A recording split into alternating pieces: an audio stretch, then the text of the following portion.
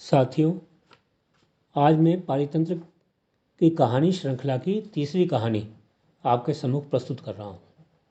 शीर्षक है हाँ, मानव ने ही उजाड़ा हरियाला वन। हिरण ने अपने शावक को हरे भरे हरियाला वन के उजड़ने की कहानी सुनानी शुरू की। शावक एकाग्र होकर कहानी सुनने बैठ गया। शावक की जिज्ञासा बढ़ती ही जा रही थी। हिरण बोला, बेटा, जब तक इस वन में मनुष्यों ने प्रकृति का अंधाधुंध दोहन नहीं किया था, बल्कि प्रकृति से अपनी आवश्यकताओं के लिए संतुलित सहयोग प्राप्त किया था, तब तक हमारा प्यारा हरियाला वन जैव संसाधनों से भरपूर था। यहाँ के जल स्रोतों, झरनों, जलधाराओं, सरोवरों व नदियों में एकदम पारदर्शी व स्वच्छ जल भरा रहता था। उनके तटों पर रंग बिरंगे पक्षी दिन भर किलोले करते रहते थे।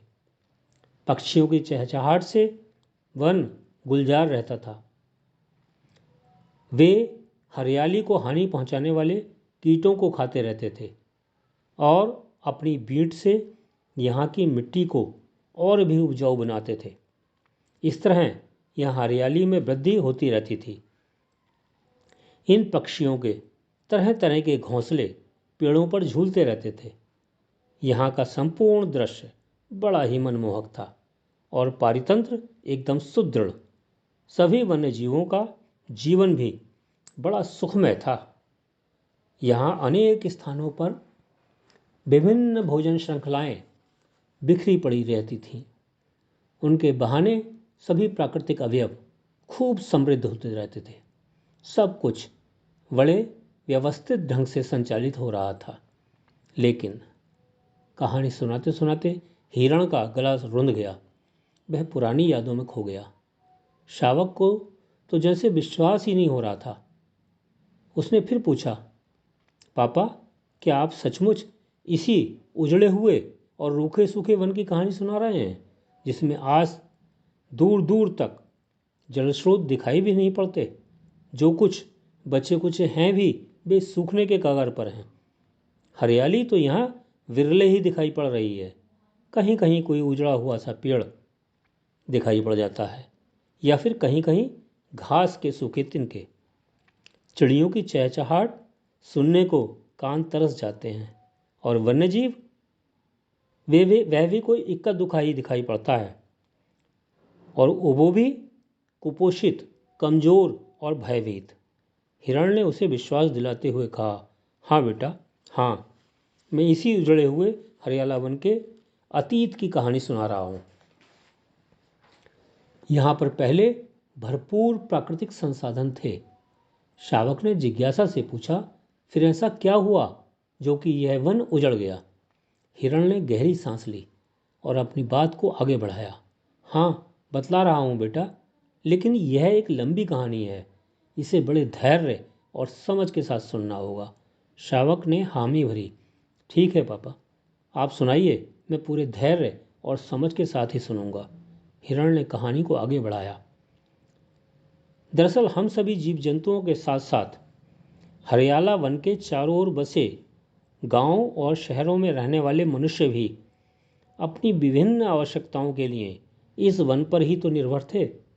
वे भी यहाँ से ईंधन, इमारती लकड़ी, मवेशियों के लिए चारा, औषधियाँ, रसायन, रेशे, खनिज और कई अन्य वस्तुएं लेकर जाते थे। हमारा हरियाला वन था भी तो खूब समृद्ध। मानव की आवश्यकताओं को पूरा करने की क्षमता थी इसमें। उस समय सब कुछ ठीक ठाक चल रहा था। शावक ने उत्सुकता से पूछा, जब सब कुछ ठीक ठाक चल रहा था तो फिर गड़बड़ी कैसे हुई पापा? हिरण ने समझाया, गड़बड़ी दो पहलुओं से आरंभ हुई। एक तो मनुष्यों की जनसंख्या में तेजी से वृद्धि होना हमारे वन के विनाश का एक बड़ा कारण बना। शावक ने पूछा, वह कैसे? हिरण ने समझाया, अरे बेटा, जैसे जैसे जनसंख्या बढ़ी वैसे वैसे उनके आवासीय क्षेत्र भी बढ़े और अनाज की ज़रूरतों को पूरा करने के लिए मनुष्यों ने अपने खेत को भी बढ़ाया। इस तरह हरियाला वन पर उनका अतिक्रमण बढ़ता गया और वन सिकुड़ता गया। शावक ने सहमति व्यक्त की। हाँ पापा, मनुष्य तो आज भी हमारे हरियाला वन में अपने खेत बनाता ही जा रहा है और हमारा वन सिकुड़ता चला जा रहा है। हिरण ने आगे बतलाया, फिर आवश्यकता की जो वस्तुएं मनुष्य यहाँ से लेकर जाता था उनकी मांग में भी तो वृद्धि हुई और तेजी से यहाँ के संसाधनों का दोहन होने लगा। हिरण ने बड़ी दुखी स्वर में बतलाया, और दूसरा पहलू, वह तो बहुत ही दुखदाई है बेटा। उसके सामने तो हमारे इतने समृद्ध हरियाला वन को भी घुटने टेकने पर मजबूर होना पड़ा। शावक ने पूछा, ऐसा क्या हुआ पापा जो कि इतने समृद्ध वन को भी घुटने टेकने पड़े? हिरण ने पूर्व दुखी स्वर में बतलाया, वास्तव में यह वन मानव की संतुलित आवश्यकताओं की पूर्ति तो कर सकता था, लेकिन उसके लालच और लिप्सा की पूर्ति करने की क्षमता नहीं थी इसमें। शावक ने न समझते हुए कहा, लालच और लिप्सा? हिरण ने बतलाया, हाँ बेटा, लालच और लिप्सा। हुआ ये कि मानव यहाँ के भरपूर प्राकृतिक संसाधनों को देखकर ललचाने लगा। उसने अपनी आवश्यकताएं भी बढ़ाईं और यहाँ के संसाधनों का बाजारीकरण भी किया, और उसने हमारे प्यारे हरियाला वन को चारों दिशाओं से हमला बोल दिया। पेड़ कटने लगे, हरियाली जीर्ण शीर्ण होने लगी, जीव जंतुओं को मारा जाने लगा, खनिजों को खोदा जाने लगा। कुल मिलाकर सारे प्राकृतिक संसाधनों की लूट खसोट की जाने लगी। परिणामतः हमारे आवास और आहार भी नष्ट होते गए और हमारा प्यारा हरियाला वन आज की स्थिति तक आ पहुंचा।